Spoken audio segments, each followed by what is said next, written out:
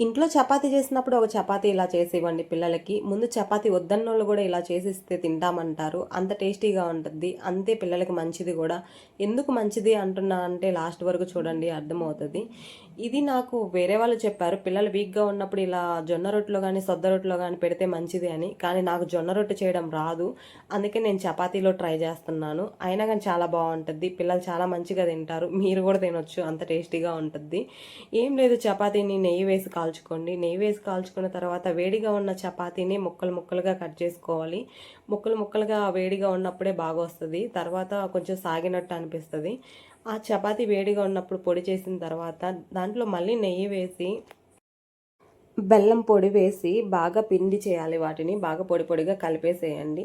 అంతే, సింపుల్, చాలా సింపుల్గా అయిపోతుంది. నెయ్యి బెల్లం చపాతీ అంతే. ఎందుకు బలం అని చెప్పానంటే ఐరన్ వస్తుంది కదా అండి బెల్లం వల్ల, నెయ్యి వల్ల, అందుకని చెప్పాను మంచిది అని. ట్రై చేయండి. మీ పిల్లలు తినకపోతే అప్పుడు అడగండి. అయిపోయింది. బాయ్.